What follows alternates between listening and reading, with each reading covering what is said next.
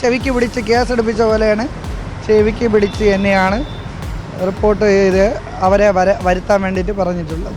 പൂർണ്ണമായിട്ട് 5 പ്രതികളുണ്ടെങ്കിൽ 5 പ്രതികളെ ഉൾപ്പെടുത്തി ന്യായമായിട്ടുള്ള കേസ് നടപ്പിലാക്കാൻ വേണ്ടിയിട്ടാണ്. ഈ പാവപ്പെട്ടവനും രാഷ്ട്രീയക്കാരനും തമ്മിലുള്ള ഫൈറ്റിംഗ് അതാണ് നമ്മൾ ഉദ്ദേശിക്കുന്നത്.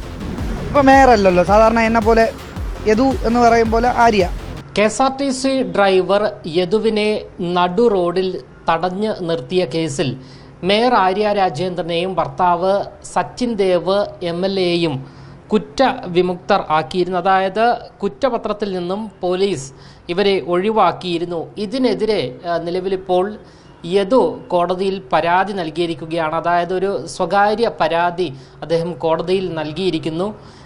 ഇതിനെതിരെ കോടതി ഇപ്പോൾ നടപടി സ്വീകരിച്ചിരിക്കുന്നു എന്നുള്ള ഏറ്റവും പ്രധാനപ്പെട്ട റിപ്പോർട്ടാണ് പുറത്തു വരുന്നത്.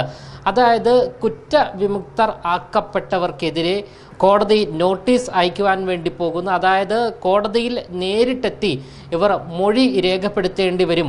അടുത്ത മാസം, അതായത് ജനുവരി 21 ഈ മേയർ ആര്യ രാജേന്ദ്രനും സച്ചിൻ ദേവ് MLAയും ഉൾപ്പെടെ ഉള്ളവർ, അതായത് കുറ്റവിമുക്തർ ആക്കപ്പെട്ടവർ കോടതിയിൽ ഹാജരാകേണ്ടി വരും.